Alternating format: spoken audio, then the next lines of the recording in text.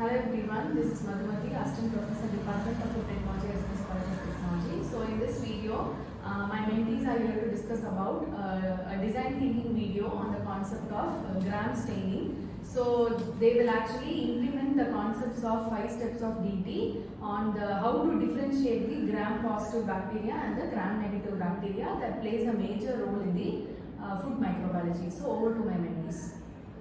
Hello everyone. In microbiology, identifying bacteria is a very important thing to avoid food problems and related diseases. So, but bacteria is microscopic in nature, so we cannot see it through our naked eyes. To solve this problem, scientists needed a simple, effective method. So they introduced the technique of gram staining. So about this, we are going to find the empathy, define, ideate, and prototype. Now we will discuss about the define. The main problem is how can we identify and classify bacteria quickly and accurately using a simple laboratory method.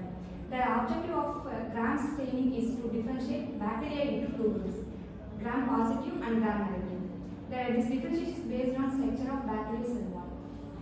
I explained the ideate process. In the ideate state, different ideas and possible solutions are generated to solve the problems. First, gram staining. Scientists thought how to distinguish one type of bacteria from another in a simple and effective way. They developed the idea of using different chemical stains and reagents. The concept was that some bacteria would hold the primary stain strongly while others would lose it during washing with alcohol. To achieve this, the following reagents were selected. Crystal violet as the primary stain, grams iodine as the mordant, alcohol or acetone as the decolorizer, saffronin as the counter stain. The idea worked based on the bacterial cell wall structure.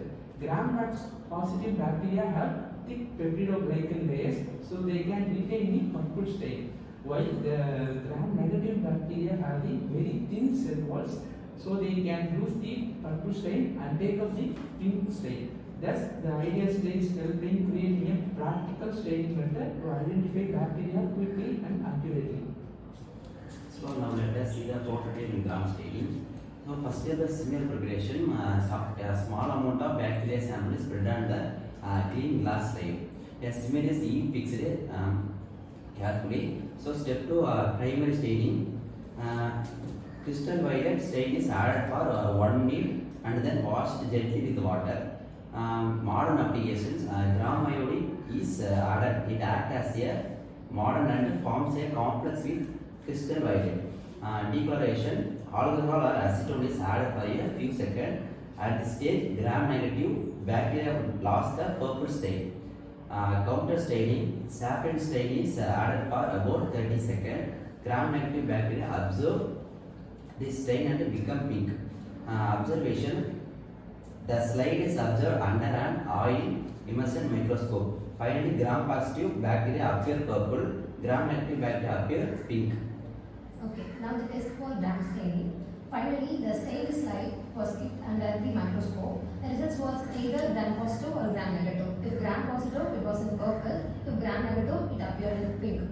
So the method was very useful because it's simple, fast, low cost, and easy to perform in laboratories. However, if the alcohol washing was not done properly, the results may be incorrect. Overall, gram staining is an important technique in hospitals, food industries, and research laboratories.